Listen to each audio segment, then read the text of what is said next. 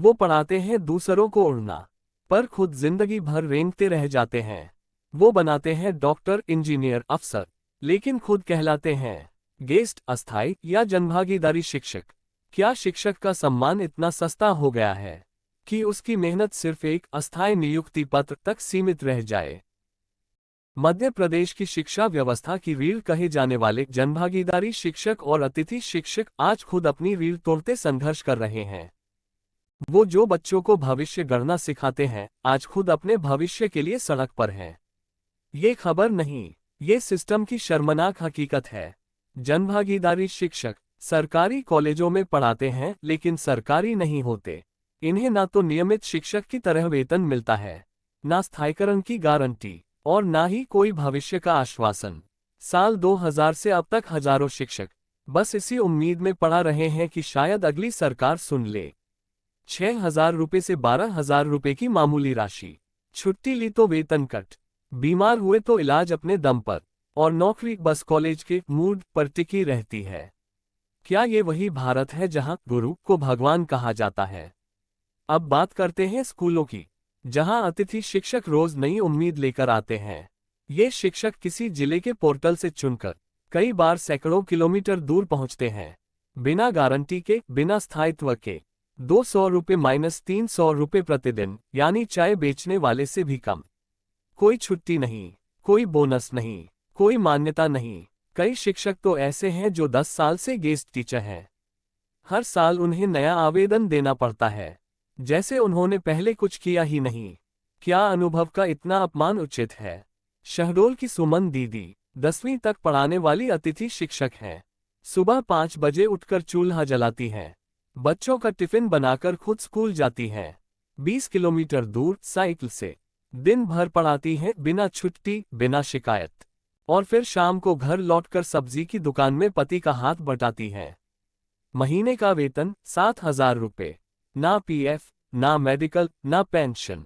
उन्होंने कहा, मैं दूसरों की बेटियों को कलेक्टर बनाना चाहती हूँ, पर मेरी खुद की बेटी को स्कूल छुड़वाना पड़ा। क्या ये इंसाफ है? हर सरकार आए, जनभागीदारी और गेस्ट टीचर्स के मुद्दे उठे, लेकिन हर बार वादों की फाइलें धूल खाती रह गईं।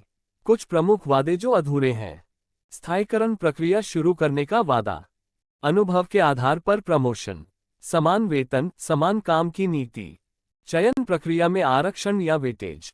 आज भी शिक्षकों को धरना देना पड़ता है, कभी पैदल मार्च, कभी आमरण अनशन।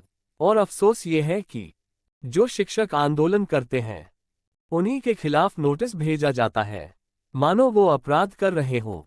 इंदौर के वीरेंद्र जगताप, जो एक जनभागीदारी शिक्षक है, 17 साल से पढ़ा रहे हैं। हर दिन 8 घंटे लेक्चर, बच्चों की कॉपियां चेक करना, कॉलेज का सिलेबस पूरा कराना, और फिर भी वेतन 15,000 रुपये से 20,000 रुपये। पिछले महीने उनकी तबीयत खराब हुई, इलाज के पैसे नहीं थे, क्योंकि कोई हेल्थ इंश्योरेंस, कोई मदद नहीं। उन्होंने कहा, हम किताबें थामे हुए खड़े हैं, मगर हमारी जिंदगी अधूरे पन्नों में फंसी है।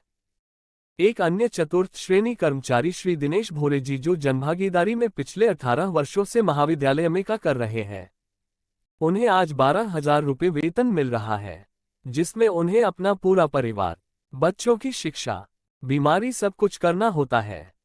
कभी कभी एक टाइम खाना खा के गुजारा करना पड़ता है। खंडवा के नरेंद्र सर 18 साल से सरकारी कॉलेज में विज्ञान पढ़ा रहे हैं, एमएससी और पीएचडी क्वालिफाइड हैं।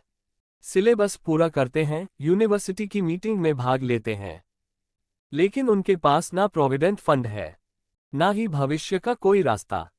कई बार विभाग ने उन्हें निकाला, कई बार फंड नहीं है बोलकर वेतन रोका गया। हमसे रिजल्ट चाहिए, अनुशासन चाहिए, पर अधिकार वो नहीं चाहिए। क्या ये दोहरी मानसिकता नहीं है? बालाघाट की कविता मैम 2012 से 2023 तक अतिथि शिक्षिका रहीं। पिछले साल अचानक उनका नाम पोर्टल से गायब कर दिया गया, बिना कोई कारण, बिना नोटिस। अब वो लोगों के बच्चों को ट्यूशन पढ़ा रही हैं, 500 रुपये महीना, बस गुजारे लायक।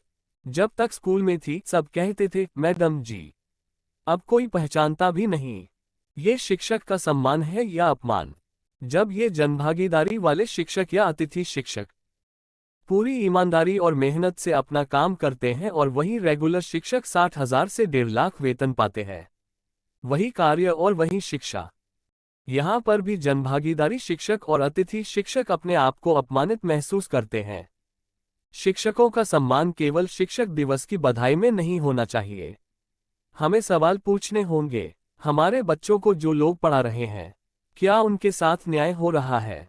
आज हर व्यक्ति को खड़ा होना होगा, क्योंकि ये सिर्फ एक पेशा नहीं, ये देश की आत्मा है। अगर शिक्षक ही अस्थिर रहेंगे, तो बच्चों की नींव कितनी मजबूत होगी। अब वक्त आ गया है कि इस अन्याय के खिलाफ एकजुट आवाज उठे। सरकार से मांग की जाए, स्थायीकरण की प्रक्रिया में तेजी लाई जाए, समान कार्य के लिए समान वेतन लागू हो, अनुभव को वरीयता दी जाए, शिक्षकों के लिए मेडिकल इंश्योरेंस और पेंशन योजनाएं बनाई जाएं, क्योंकि अगर शिक्षक कमजोर होंगे तो आने वाली पीढ़ी भी हारी हुई होगी। ये वीडियो सिर्फ आवाज नहीं, एक आंदोलन की शुरुआत है। अगर आप इस अन्याय को समझते हैं तो इसे शेयर कीजिए, फैलाए, ताकि वो लोग सुने जो हर 5 साल में सिर्फ वादे करते हैं। RM न्यूज़ इंडिया लाइव की इस जंग में अब शिक्षक अकेले नहीं हैं, पूरा देश उनके साथ खड़ा होगा। सरकार कहती है शिक्षा का स्तर सुधार रहे हैं, लेकिन जिनके कंधों पर शिक्षा की जिम्मेदारी है वो खुद अपमान झेल रहे हैं। ग्वालियर, इंदौर, भोपाल जैसे शहरों में जनभागीदारी शिक्षकों ने हाल ही में प्रदर्शन किया।